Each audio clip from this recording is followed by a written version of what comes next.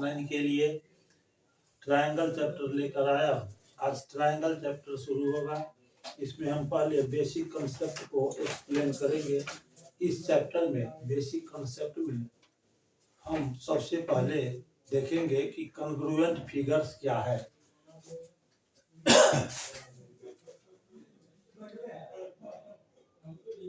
Congruent figures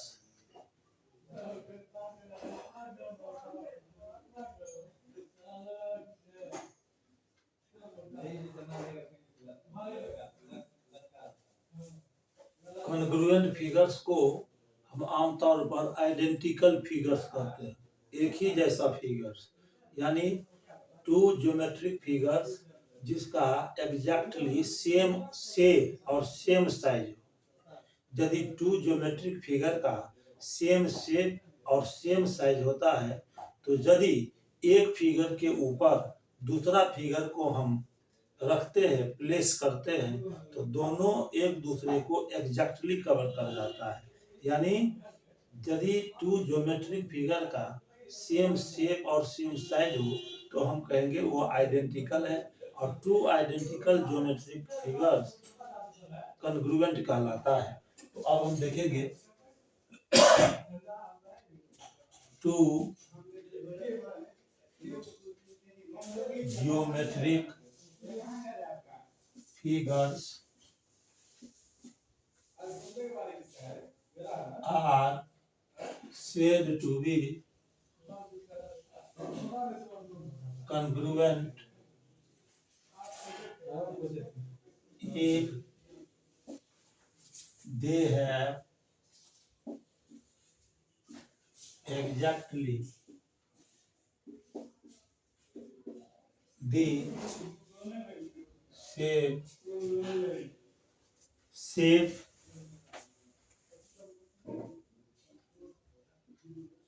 and same size। Two geometric figure को congruent हम तब कहते हैं जब दोनों फिगर का एग्जैक्टली सेम शेप हो और सेम साइज भी हो, यानी दोनों फिगर आइडेंटिकल हो। अब यहाँ पर देखिए, फर्स्ट में two line segments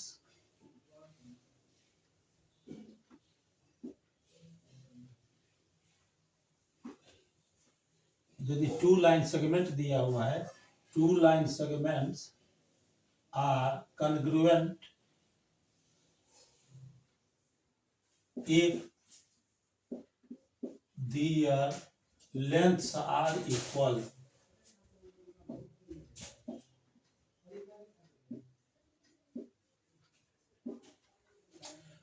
to line segment congruent तब होता है जब दोनों का लेंथ सेम हो।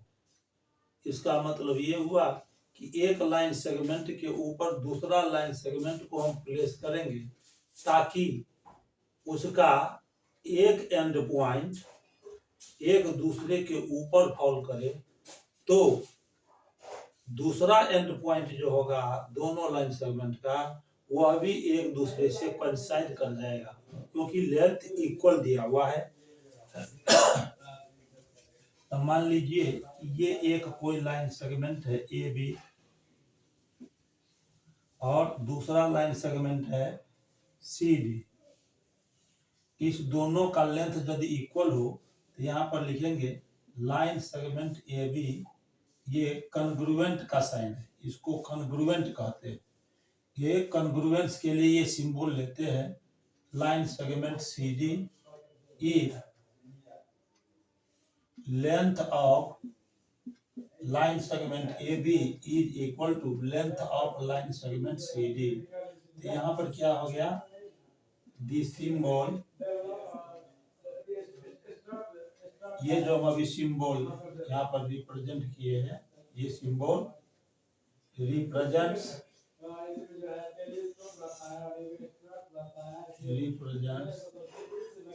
congruency।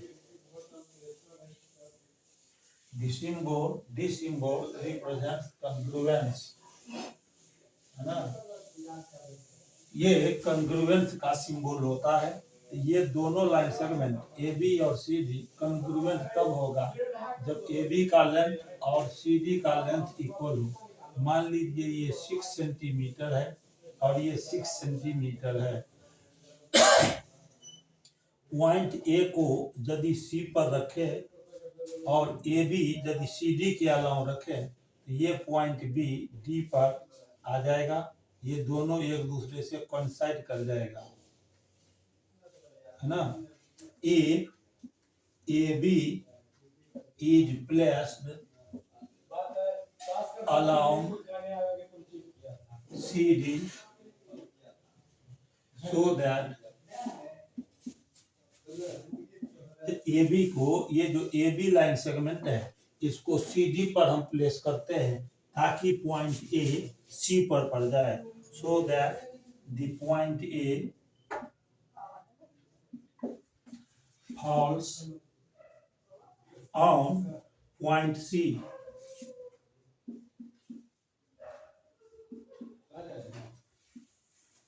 And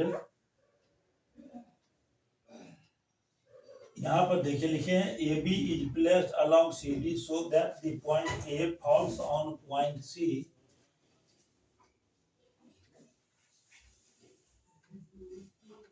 since length of A B is equal to length of C D, यहाँ पर ए बी का लेंथ और सी डी का लेंथ दोनों 6 सेंटीमीटर है, तो ए बी को सी डी के अलाउंग यदि हम रखते हैं ताकि ए पॉइंट सी पर आ जाए तो निश्चित है कि बी पॉइंट डी पर आएगा। उसका ये रीजन है कि दोनों का लेंथ इक्वल है।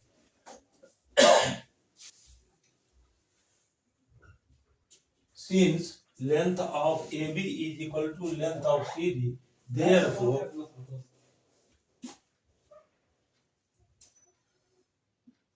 the point B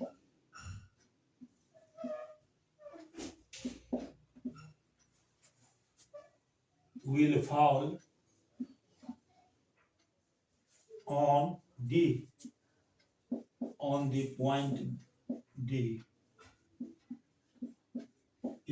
इसलिए हम कह सकते हैं कि ये जो लाइन सेगमेंट ए बी है वो सी डी को पूरा कवर कर लेगा। This means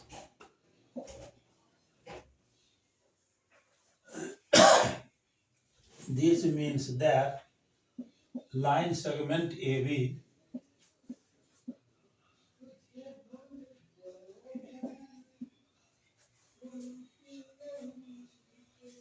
will cover CD exactly। Line segment A B C D को एग्जैक्टली कवर कर लेगा। देयरफॉर हम लिख सकते हैं line segment A B is congruent to line segment C D. इस तरह से ये निष्कर्ष निकला कि यदि 2 लाइन सेगमेंट का लेंथ इक्वल हो तो दोनों लाइन सेगमेंट कॉन्ग्रुएंट होता है। सेकंड में है two angles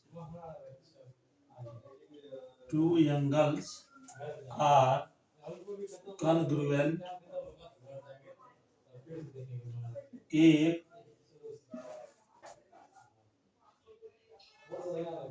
their measures are equal। 2 angle का यदि मेजर इक्वल हो तो दोनों एंगल कॉन्ग्रुएंट हो जाता है।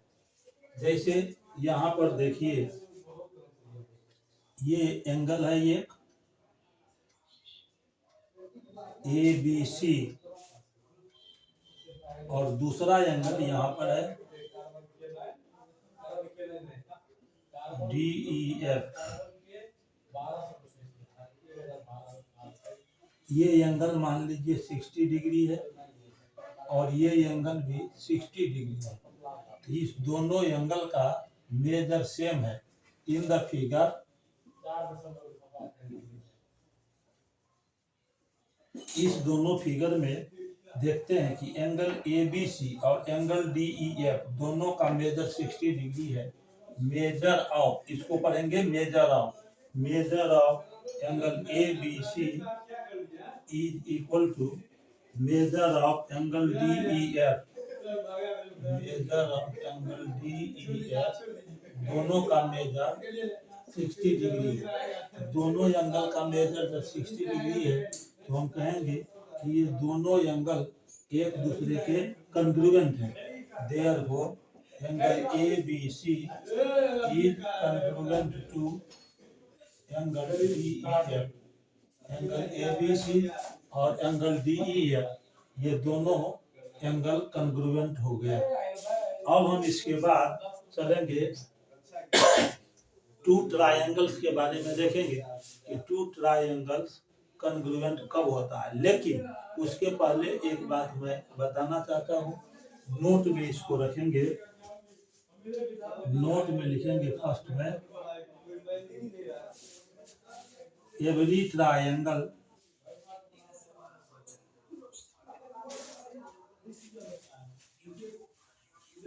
इसको हम बाद में देखते हैं। अब चलेंगे कॉन्ग्रुएंट ट्रायंगल्स किसे कहते हैं। तो आइए अब हम देखेंगे कॉन्ग्रुएंट ट्रायंगल्स क्या है। ट्रायंगल के कॉन्ग्रुएंसी के बारे में हम पढ़ेंगे कि कॉन्ग्रुएंट ट्रायंगल क्या होता है।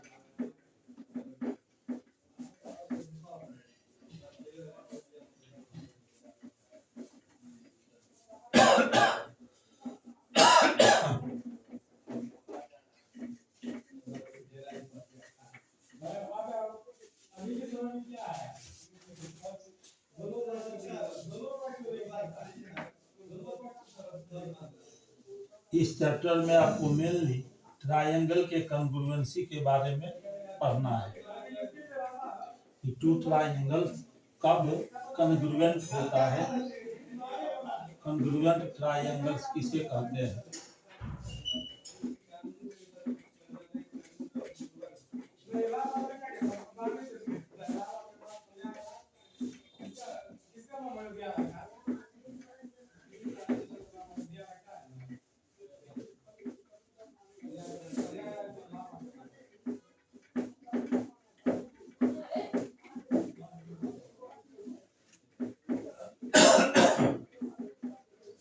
अपना ध्यान आप बोर्ड पर बनाए रखिए। यदि आपने चैनल को सब्सक्राइब नहीं किया है तो मेरे चैनल को सब्सक्राइब कर लीजिए। चैनल का नाम लिखा हुआ है कर्व्स मैथमेटिक्स लेक्चर, और इसे आप जरूर ही सब्सक्राइब कर लीजिए ताकि मैं जैसे ही अपना यूट्यूब चैनल पर लेक्चर वीडियो अपलोड करूं तो आपको सबसे पहले ये मिल सके। साथ ही साथ अपना ध्यान लेक्चर के समय बोर्ड पर बनाए रखिए। अब हम इसके बाद देखेंगे कॉन्ग्रुएंट ट्रायंगल्स। कॉन्ग्रुएंट ट्रायंगल्स क्या है। तो टू ट्रायंगल के कॉन्ग्रुएंसी के बारे में पढ़ेंगे। कॉन्ग्रुएंट ट्रायंगल्स किसे कहते हैं तो देखिए लिखेंगे two triangles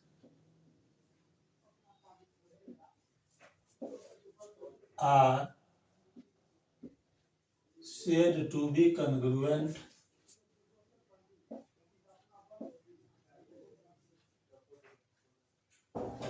if and only if one of them is made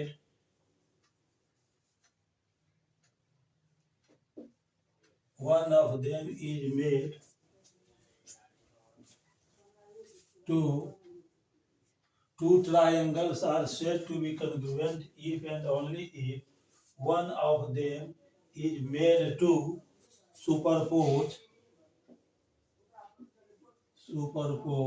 over the other so as to cover it exactly.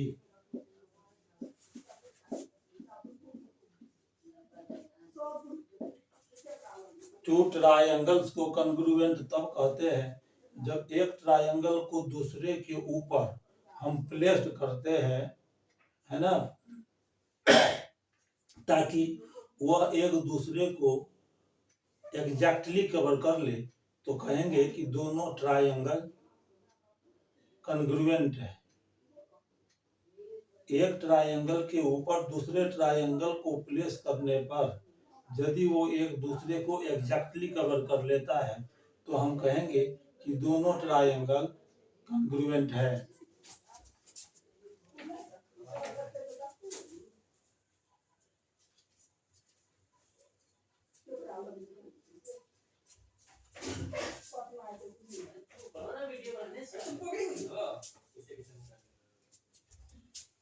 अब इसके बाद देखिए,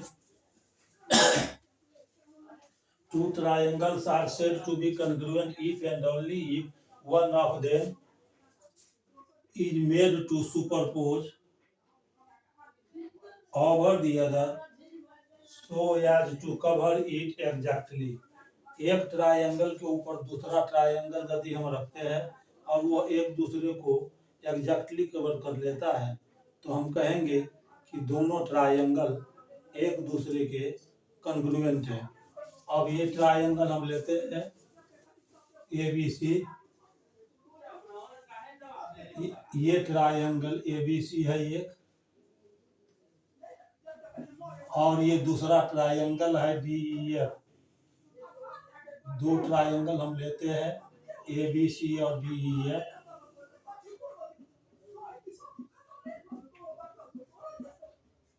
ये दो ट्रायंगल हम लेते हैं। अब इसके बाद देखते हैं कि इस दोनों ट्रायंगल में ABC और DEF में यहाँ पर यदि ट्रायंगल ABC को DEF के ऊपर रखे या DEF को ABC के ऊपर रखे ताकि दोनों एक दूसरे को एग्जैक्टली कवर कर ले तो हम कहेंगे कि दोनों ट्रायंगल कॉन्ग्रुएंट है। तो अब देखिए यहाँ पर ये ट्रायंगल ABC है, ट्रायंगल ABC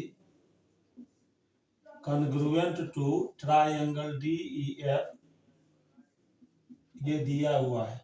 इसका मतलब यहाँ पर ऑर्डर का ध्यान रखना पड़ेगा, ये यहाँ पर ऑर्डर का ध्यान रखना पड़ेगा। इसमें देखिए, ये जब दो ट्रायंगल कॉन्ग्रुएंट होगा तो कॉरस्पॉन्डिंग पार्ट इक्वल होता है। If two triangles are congruent to each other, then the corresponding parts are equal. Corresponding parts are equal. दो ट्रायंगल यदि कॉन्ग्रुएंट होता है तो उसका कॉरस्पॉन्डिंग पार्ट इक्वल होता है। इसको ऐसे समझिए, ये ट्रायंगल ABC ट्रायंगल DEF के कॉन्ग्रुएंट है। इसका मतलब ये हुआ कि यदि इस A पॉइंट को D पर रखे, B पॉइंट को E पर रखे और C पॉइंट को F पर रखे तो दोनों ट्रायंगल एक दूसरे को कवर कर लेगा। यहाँ पर ऑर्डर का ध्यान रखना है आपको। A पॉइंट और D पॉइंट एक दूसरे को कोइंसाइड कर लेगा, फिर B पॉइंट और E पॉइंट एक दूसरे को कोइंसाइड करेगा और ये C पॉइंट और F पॉइंट एक दूसरे को कोइंसाइड कर लेगा। ठीक है, यदि A को हम D पर रखेंगे, B को E पर रखेंगे और C को F पर रखेंगे तो ट्रायंगल ABC DEF ट्रायंगल को पूरा एग्जैक्टली कवर कर लेगा। तो हम कहेंगे कि ट्रायंगल ABC ये कॉन्ग्रुएंट हो जाएगा ट्रायंगल डीईएफ के। तो यहाँ पर इसको हम लिख सकते हैं कि ए पॉइंट कॉन्साइड करेगा किसको, डी को, बी कॉन्साइड करेगा ई को, और सी कॉन्साइड कर जाएगा किसको, एफ को। ये देखिए, ए कॉन्साइड्स D, B कॉन्साइड्स E, C कॉन्साइड्स F.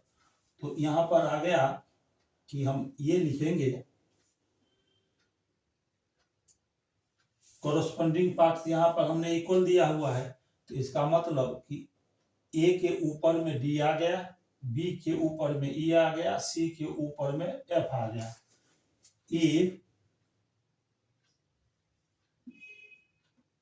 triangle ABC is placed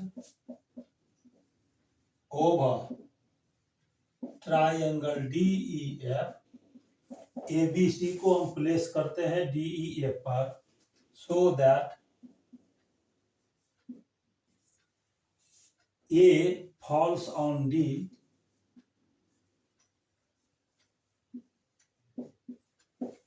B falls on E, B E पर आ जाएगा, B falls on E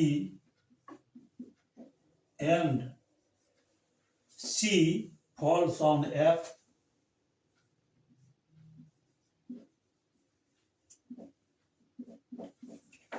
so that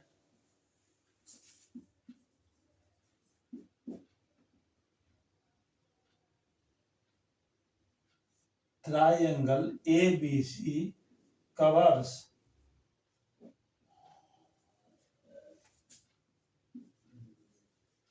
triangle DEF exactly, then triangle ABC is congruent to triangle DEF। यहां पर देखिए, point A को D पर रखेंगे, B को ई पर रखेंगे, सी को एफ पर रखेंगे, और यदि ट्रायंगल एबीसी डीईएफ को एग्जैक्टली कवर कर ले तो हम कहेंगे कि दोनों ट्रायंगल कॉन्ग्रुएंट है। अब कोरोस्पोंडिंग पार्ट देखिए, कोरोस्पोंडिंग पार्ट क्या होता है। ए के लिए, पॉइंट ए के लिए कोरोस्पोंडिंग वर्टेक्स डी है, वर्टेक्स बी के लिए कोरोस्पोंडिंग वर्टेक्स ई है, और सी का कोरोस्पोंडिंग वर्टेक्स एफ है। इसका मतलब कि ए पर जो एंगल बना वो डी के इक्वल हो जाएगा, एंगल बी ये हो जाएगा एंगल ई के इक्वल, और एंगल सी ये हो जाएगा एंगल एफ के इक्वल।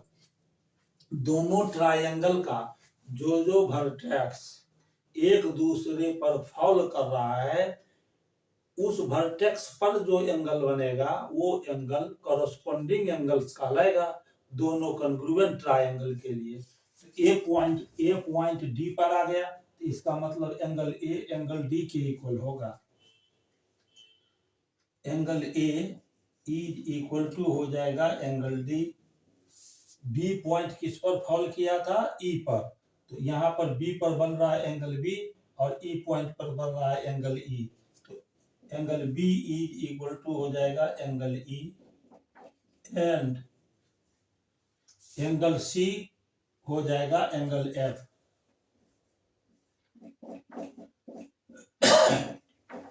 ये हो गया। अब देखिए, तो आप जानते हैं कि ट्रायंगल का 6 पार्ट होता है, 3 एंगल्स और 3 साइड्स।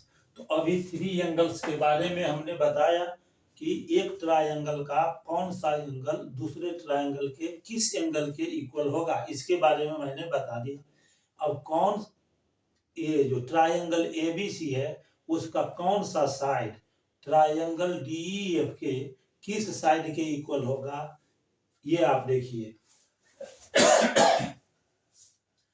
तो दो कॉन्ग्रुएंट ट्रायंगल में जो एंगल इक्वल है दोनों ट्रायंगल का, उस एंगल के सामने का जो साइड है वह इक्वल होता है, उसको कॉरस्पॉन्डिंग साइड कहते हैं। in two congruent triangles, the sides opposite to equal angles are called corresponding sides and they are equal.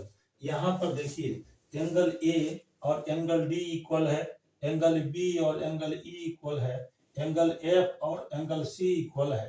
तो यहाँ देखिए सी के सामने हम यदि चलेंगे तो ए बी साइड पड़ेगा और एफ के सामने चलेंगे तो डी ई साइड पड़ेगा। तो ये ए बी और डी ई इक्वल होगा। एक बार और ध्यान दीजिए, ये कॉन्ग्रुएंट ट्रायंगल में जो एंगल इक्वल है उसके सामने का साइड इक्वल होता है। तो यहाँ पर एंगल सी और एंगल एफ इक्वल है, तो सी के सामने चलेंगे तो ए बी साइड पड़ेगा, एफ के सामने चलेंगे तो डी साइड पड़ेगा। तो a B is equal to, ये a B is equal to हो जाएगा d e. Also a B is equal to d e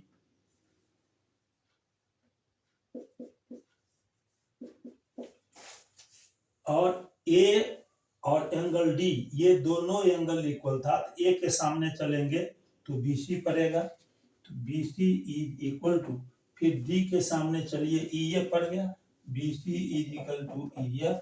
और ये एंगल बी और एंगल ई इक्वल है, तो बी के सामने चलेंगे तो ए सी और ई के सामने चलेंगे तो डी एफ। तो a c is equal to d f. यानी यहां पर आ गया कि ए बी के लिए कोरस्पोंडिंग साइड डी है, ये इक्वल हो जाएगा, बी सी के लिए कोरस्पोंडिंग साइड ई एफ है, ये भी इक्वल हो जाएगा, और ए सी के लिए कोरस्पोंडिंग साइड डी एफ है, ये भी इक्वल हो जाएगा। अब इसके बाद देखिए ये जो सीपीसीटी रूल है, सीपीसीटी रूल, ये सीपीसीटी रूल क्या है? टू कॉन्ग्रुएंट ट्रायंगल्स के लिए सीपीसीटी रूल क्या है? तो यहां पर देखिए C P C T C, ये हो गया कॉरस्पॉन्डिंग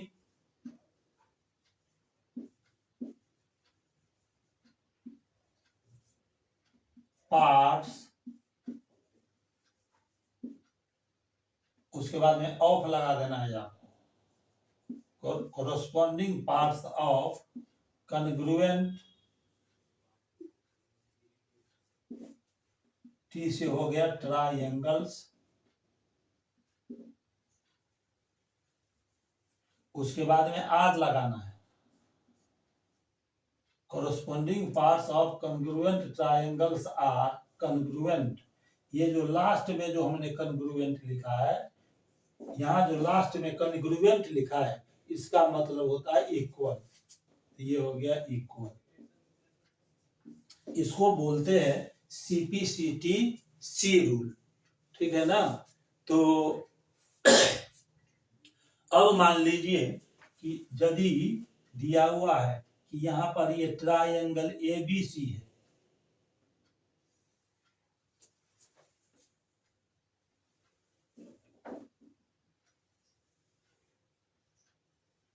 ये ट्रायंगल एबीसी है,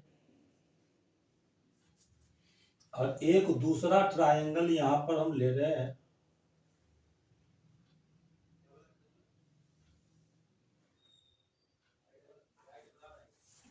एक दूसरा ट्रायंगल हम यहां ले रहे हैं, इसको ध्यान से देखिए।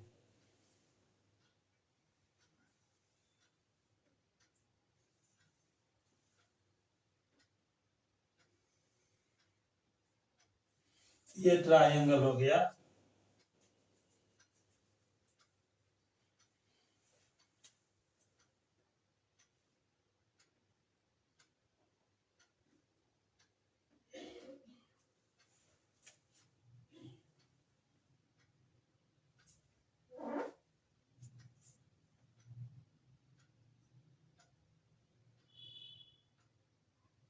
ये ट्रायंगल हो गया एबीसी, और एक दूसरा ट्रायंगल हम इसमें ले रहे हैं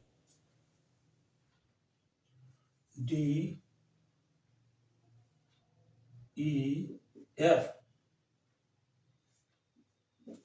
ये ट्रायंगल लिए, एक ट्रायंगल ले लिया एबीसी और दूसरा ट्रायंगल ले लिया है डीईएफ। इसमें हो जाएगा कि ई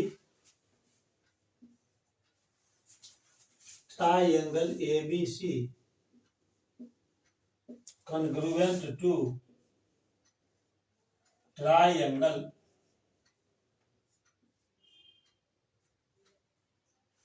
EDF,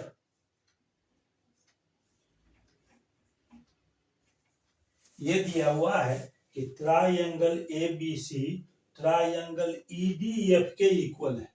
तो अब यहाँ पर कॉरस्पोंडेंस मिलाएंगे, ऑर्डर को देखेंगे, दोनों ट्रायंगल का जो हम यहाँ नाम रखे हैं उसके ऑर्डर को देखेंगे।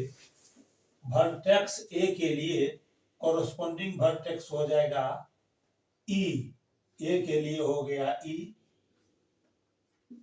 बी के लिए कॉरस्पॉन्डेंस हो गया डी और सी के लिए हो गया एफ। तो आप क्या करेंगे, ये दोनों ट्रायंगल यदि कॉन्ग्रुएंट है, ट्रायंगल ए बी सी और ट्रायंगल ई डी एफ, थोड़ा इसको और हम ठीक कर ले रहे हैं।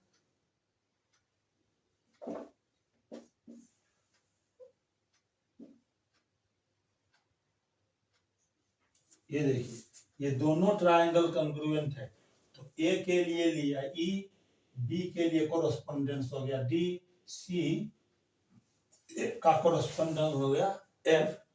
Then A coincide with E, coincides with E, A point E पर आएगा। यदि एक ट्रायंगल के ऊपर दूसरा ट्रायंगल को रखेंगे ताकि वो कवर कर ले एक दूसरे को, तो हम देखेंगे कि A पॉइंट E पर आएगा, B पॉइंट D पर आएगा, B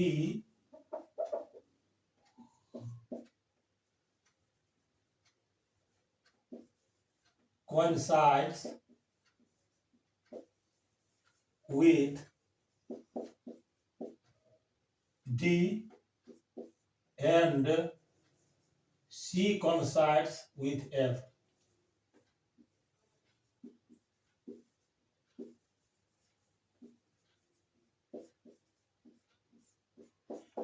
यानी पॉइंट ए के लिए कॉरस्पॉन्डेंस हो जाएगा ई, ए के लिए कॉरस्पॉन्डेंस हो गया ई, बी के लिए कॉरस्पॉन्डेंस हो जाएगा डी और सी के लिए कॉरस्पॉन्डेंस हो गया एफ। तो देखिए यहां पर जो ए पॉइंट पर जो एंगल बन रहा है, पॉइंट ए पर जो एंगल बनेगा वो एंगल और पॉइंट ई पर जो एंगल बनेगा वो एंगल दोनों इक्वल हो जाएगा। एंगल बी एंगल डी के इक्वल हो जाएगा और एंगल सी एंगल एफ के इक्वल हो जाएगा। ये जो एंगल सी है वो एंगल एफ के इक्वल हो जाएगा। ठीक है, तो लिखेंगे हेंस, ये हो गया एंगल ए एंगल ई के इक्वल हो गया, angle A is equal to angle e, angle B is equal to angle d, angle B is equal to angle d और angle c is equal to angle f, angle c is equal to angle f. Also अभी हम आपको बताए ये दोनों triangle congruent था, तो order ध्यान रखना है। यहाँ पर एबीसी है, यहाँ पर ईडीएफ है, तो ए के लिए कॉरस्पॉन्डेंस ई होगा, बी के लिए कॉरस्पॉन्डेंस डी होगा और सी के लिए कॉरस्पॉन्डेंस एफ होगा। तो एंगल ए एंगल ई के इक्वल हो गया, एंगल बी एंगल डी के इक्वल हो गया, एंगल सी एंगल एफ के इक्वल हो गया। पहले से दोनों ट्रायंगल कॉन्ग्रुएंट दिया हुआ है तो हम सीपीसीटीसी रूल लागू कर सकते हैं। और जो जो एंगल इक्वल है उसके सामने का साइड भी इक्वल होगा। दोनों कॉन्ग्रुएंट ट्रायंगल में इक्वल एंगल्स के सामने के साइड को कॉरस्पॉन्डिंग साइड्स कहते हैं, और यदि दो ट्रायंगल कॉन्ग्रुएंट हो तो कॉरस्पॉन्डिंग साइड्स इक्वल होता है। तो अब आप देखिए, एंगल ए के सामने है बी सी, तो बी सी इक्वल हो जाएगा किसके, ए के सामने है बी सी, और एंगल ए के इक्वल एंगल ई है। ए के सामने पहला ट्रायंगल में बी सी हो गया, दूसरे ट्रायंगल में डी एफ हो गया। फिर एंगल डी के इक्वल है, तो बी के सामने का साइड हो गया ए सी, और डी के सामने का साइड हो गया ई एफ, तो ये दोनों इक्वल हो गया। और एंगल एफ के इक्वल है, तो सी के सामने का साइड हो जाएगा ए बी, और एफ के सामने का साइड हो जाएगा डी ई, ये इक्वल हो जाएगा। तो इस तरह से ए बी इक्वल हो गया d e, a b equal to d e, ठीक है। फिर b C is equal to f d, b C is equal to f d, b C is equal to f d, and यहां पर देखिए a c is equal to E F,